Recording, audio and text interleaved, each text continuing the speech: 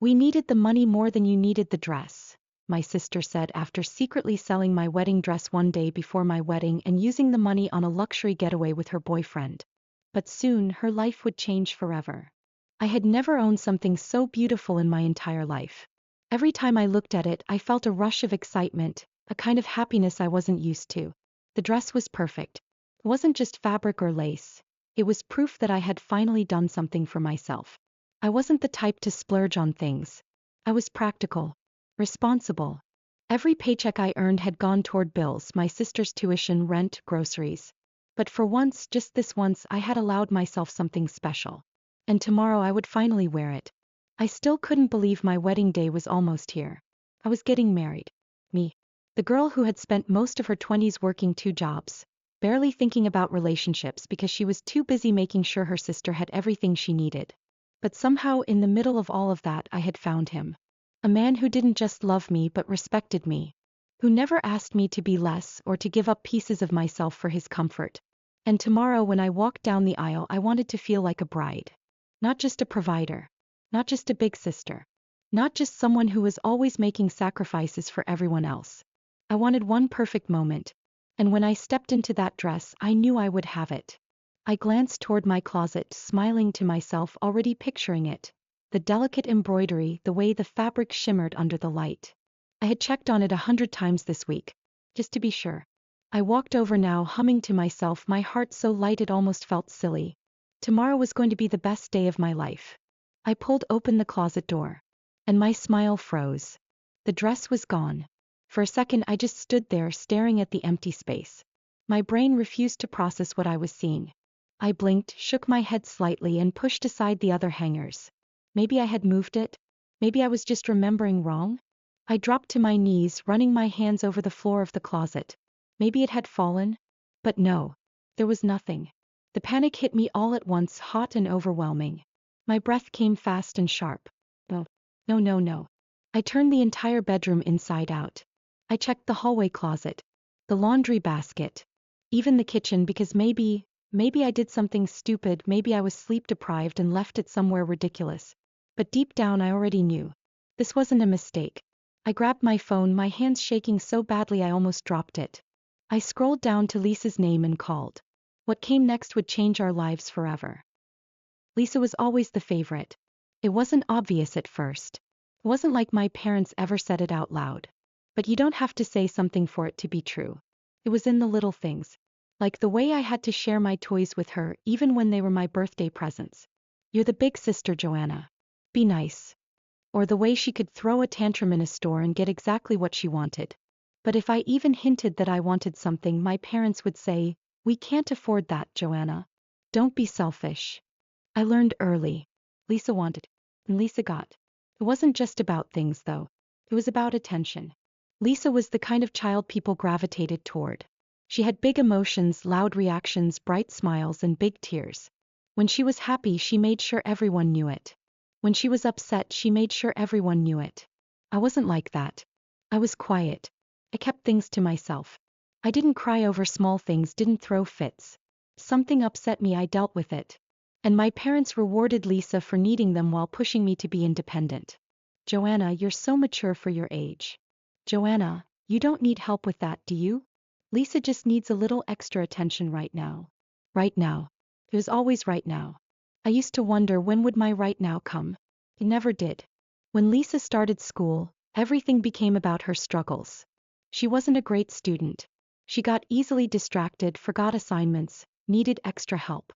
Our parents poured time into tutoring, parent-teacher meetings, helping her with homework. I, on the other hand, got straight A's. I did my work without being asked. I never needed them like Lisa did. So they stopped paying attention. I brought home tests with perfect scores and my parents barely glanced at them. Lisa got a B on a math quiz and they cheered like she had won a gold medal. I didn't say anything. What was there to say? I learned to accept less. Then came college. I had always known I wasn't going. We didn't have the money and no one had ever mentioned saving up for me.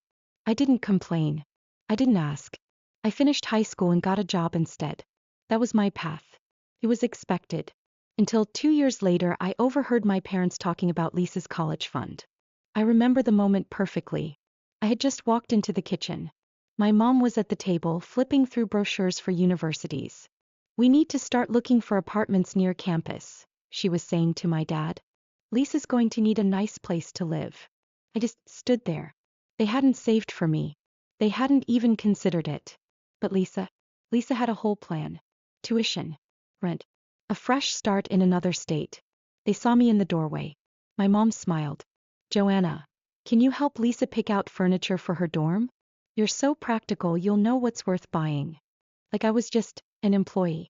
Like my only role was to support Lisa. I didn't argue. Didn't say a word. Because what was the point? Lisa deserved a future. I was just the one who made sure she had it. The next few years were a blur of working and paying. Lisa got to be a carefree college student. I worked 2 jobs, sometimes 3. I paid her rent, sent her grocery money, covered emergencies. My parents helped when they could, but they mostly told me, "You're doing so well for yourself, Joanna. You don't need our help." Because needing help was Lisa's role. And taking care of things? That was mine. I never questioned it.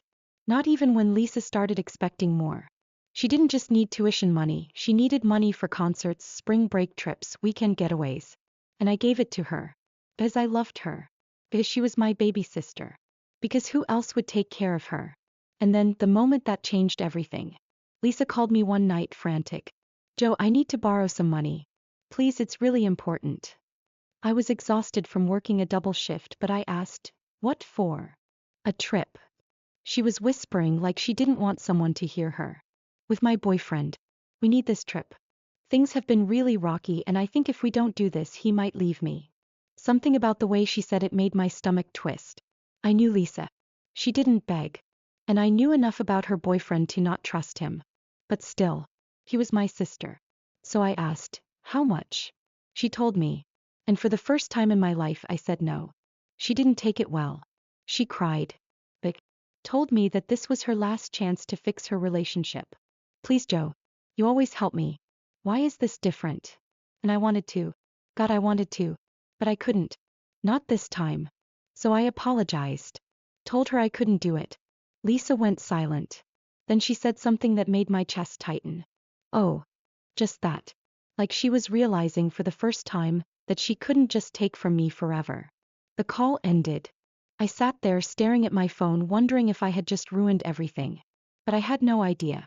Because the real betrayal was coming. And this time I was the one who never saw it coming. The night before my wedding, I still believed Lisa was my maid of honor. She was staying at my apartment, helping me with last-minute details. Arranging my shoes, steaming the veil, checking the list of things to bring to the venue. She even braided my hair while we sat on my bed, laughing about childhood memories. "You're getting married," she whispered at one point, like she still couldn't believe it. I smiled, feeling warm, hopeful, excited.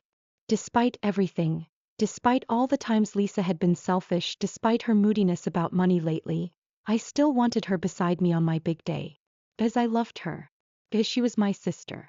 The next morning, Lisa got up early. I was still groggy when she announced she was heading out. "Errands," she said vaguely. "Just a few things I need to do before the wedding." I nodded, too tired to ask questions. He kissed my cheek. "I'll be back soon, okay?" "Okay," I mumbled, rolling over. I should have known. By the time I got up, I was buzzing with nerves. I had barely slept. This was it. My wedding day. I made coffee, showered, and took a deep breath before walking to my closet. I wanted to see the dress one last time before I got ready. I pulled open the closet door. My heart stopped. The dress was gone. At first, I stood there, frozen, my brain refusing to catch up. Oh, it had to be here. It had to be. I yanked the closet open wider, pushed aside hangers, looked on the floor. Nothing. My breath hitched. My hands shook. I tore apart my bedroom. Checked the hallway closet. The laundry basket. The suitcase I packed for the honeymoon, even though I knew it wouldn't be there. It was gone.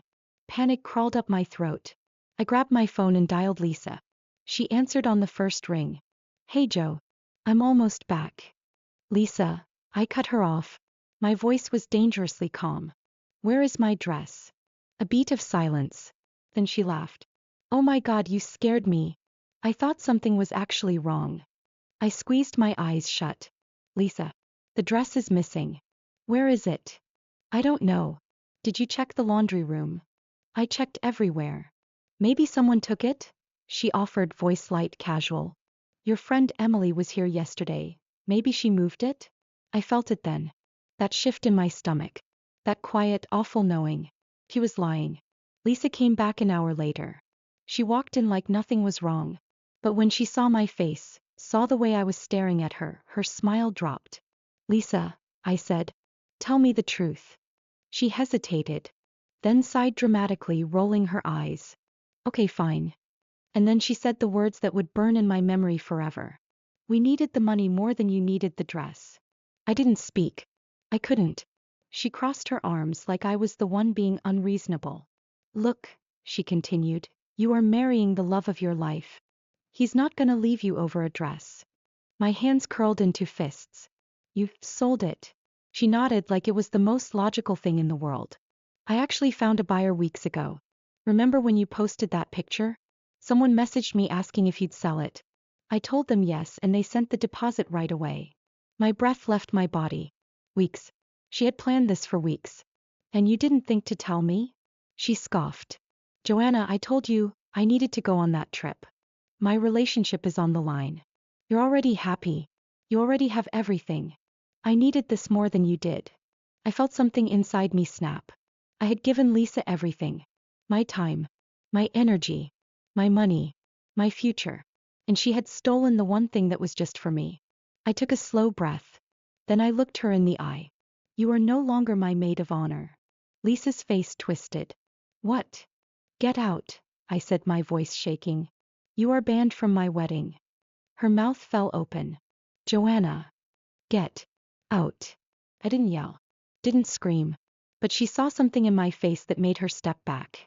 For the first time, Lisa realized she had gone too far. And she panicked. Come on, don't be like this, she begged. It's just a dress. But I wasn't listening. I was done. She left. And I fell apart. I got a new maid of honor. My best friend, Emily, stepped in at the last minute. I found a replacement dress. It didn't fit right. It didn't feel like mine. There was no time to tailor it. I looked in the mirror and saw a stranger in a white dress. The wedding went on. But the moment I stepped down the aisle, Lisa tried to force her way in. I had told security to not let her in. But she made a scene. People turned. Guests started whispering. And I knew, if I kept fighting her now, she would ruin everything. So I let her in. As a guest. Not as my maid of honor. Not as my sister. Not as the person I had spent years sacrificing for. And as I stood at the altar smiling for the cameras, I thought, she thinks she got away with this. She has no idea how much she's going to regret it. I didn't yell at her. I didn't scream or threaten or tell her exactly how much I hated her in that moment. I just smiled. I let her walk into my wedding like she hadn't ruined it the day before. Let her sip champagne, laugh with guests, take pictures, as if she was still my sister. She thought she had gotten away with it. But Lisa had no idea. Because I wasn't going to fight her. I was going to let her destroy herself. 1 week later, Lisa went on her trip, like nothing had happened. She posted pictures. Laughing on a boat, drinking fancy cocktails, posing in a swimsuit next to her boyfriend. There was no guilt. No shame. Just Lisa enjoying the trip she had stolen from me. I saved every single picture. Not because I cared what she was doing. But because one day I wanted her to look back at them and remember how blissfully unaware she was. How she had no idea that by the time she came home, her entire life would be falling apart. The first thing to go was her phone bill. It was a small thing. Something she never thought about because I had always handled it. She texted me casually like everything was normal. Lisa, hey, my phone bill is due. Can you send the payment? I stared at the message for a long time. Then I put my phone down. I didn't reply. I didn't pay. I let her figure it out. A few days later she texted again. Lisa, Joe? I think my service got cut off. Did you forget to pay? This time I smiled. Elise, you have no idea. Next it was rent. She had 1 more week before it was due, but I wasn't saying a word. I wondered how long it would take her to realize no one was covering it. I didn't have to wait long. She called me late at night, her voice high-pitched and nervous. Joanna, my landlord just messaged me about rent. I think the autopay didn't go through. I didn't answer right away. I let the silence stretch. Then I said calmly, I'm not paying for it. There was a beat of confusion. Like she hadn't processed the words. What? I'm not paying, I repeated. Not anymore. Lisa actually laughed. A little breathy, disbelieving sound. Okay, very funny. But seriously, can you fix it? I don't have enough in my account right now. I didn't say anything. She was still waiting for the punchline. Then something in my silence must have clicked. Her tone shifted. Wait, Joe, what do you mean not anymore? I leaned back in my chair, feeling lighter than I had in years. I mean, I'm done, Lisa. I'm done paying for your rent, your bills, your vacations, your tuition. Silence. A different kind of silence this time.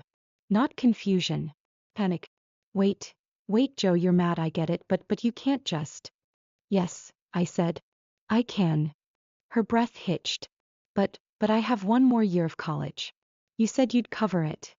I was going to, I said. Before you sold my wedding dress. I could practically hear her mind racing. I had never done this before. Never denied her. Never let her fall. Joe, she said, her voice breaking slightly, please. I hung up. The real desperation didn't kick in until 2 weeks later. When she came home from her trip and started seeing the full damage. The phone? Still unpaid. Her landlord? Threatening eviction. Her college tuition? Unpaid. She had 1 semester left.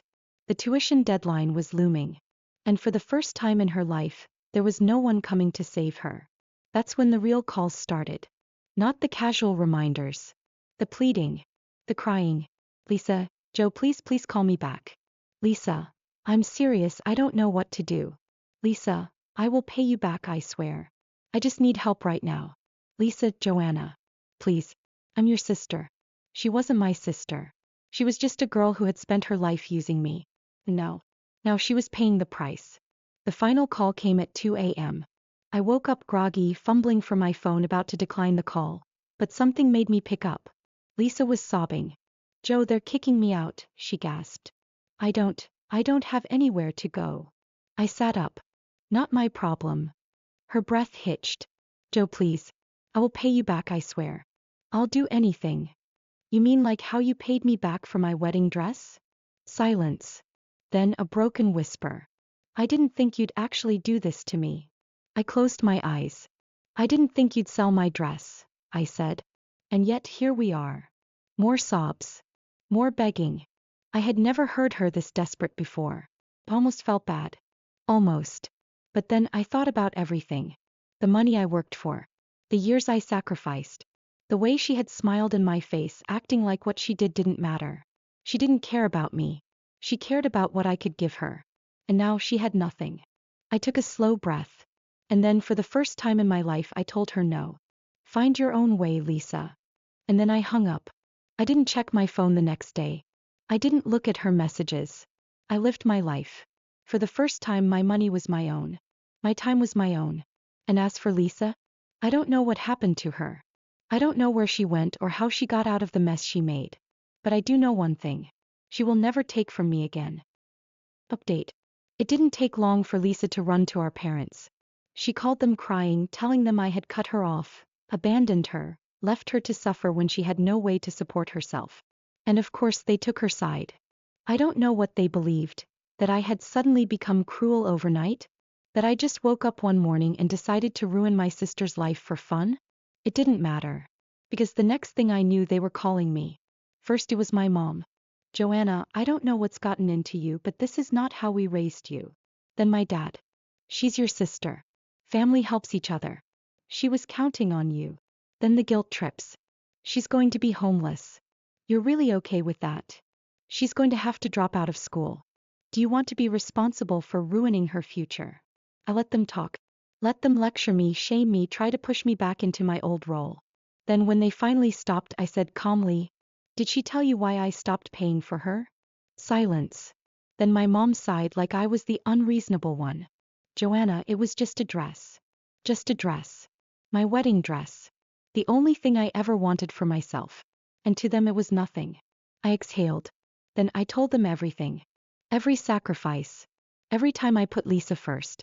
Every bill I covered, every meal I paid for, every dream I let go of so she could have hers. I laid it all out. And then I ended with, I wasn't her sister. I was her bank account. And now I'm done. They didn't like that. They tried to argue. Tried to say I was being selfish, cruel, unforgiving. But I had already made up my mind. I hung up. And for the next few months I ignored every single call. Lisa thought she could survive without me. For a while she kept pretending everything was fine. She had some savings left from the dress. She thought she would be able to figure it out. But then reality hit. The tuition for her final year wasn't paid. Her phone was still cut off. Her rent was still unpaid. She was slowly drowning.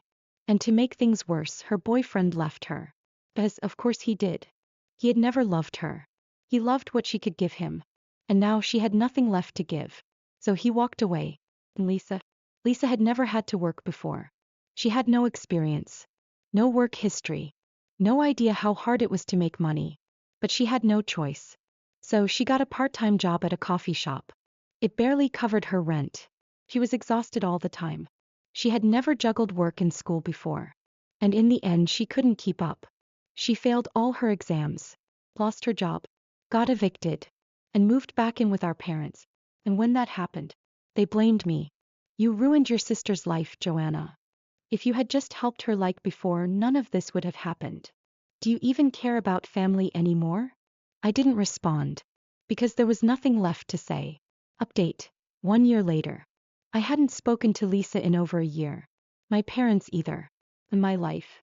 It was better than ever. For the first time I had my own money. I had quit my second job. I went on vacations. Bought things for myself. I was happily married. Expecting a baby. Everything I had been working for all those years. I was finally getting to enjoy it. And then one day out of nowhere, Lisa reached out. She sent me a text. Lisa, hey. I know we haven't talked in a long time, but can we get coffee? I stared at the screen for a long time. I had no idea what she wanted. But after a few minutes I replied. Me okay. I met her at a small cafe near my house. She looked different. Tired. Older somehow. We sat down. Ordered drinks. And then she said something I never expected. I get it now. I blinked. What? He swallowed. Looked uncomfortable. I didn't understand back then. How hard it is. How exhausting it is to work, to pay for everything, to feel like you never have enough. But I thought you just did it because you wanted to. I didn't realize how much you were giving up. She looked down at her hands. I was awful to you. I said nothing. Because what was there to say? She sighed. I'm not asking for anything. I miss you. And I know I don't deserve another chance, but I want to try. I don't need your money. I don't expect anything from you. I just want my sister back. I exhaled. A year ago I had dreamed of hearing those words. Now, I wasn't sure if I could believe them. I looked at her, really looked at her. She had been through hell. A hell that she had created for herself. And maybe she had changed. But I would never let myself be used again. I finally spoke. I don't know if I can forgive you, but I'm willing to try. Her eyes filled with tears. That's all I'm asking. We talked for an hour. About nothing important. For the first time she didn't ask for anything. And when we left I gave her a small smile. Not because everything was okay, but because maybe, just maybe, it could be.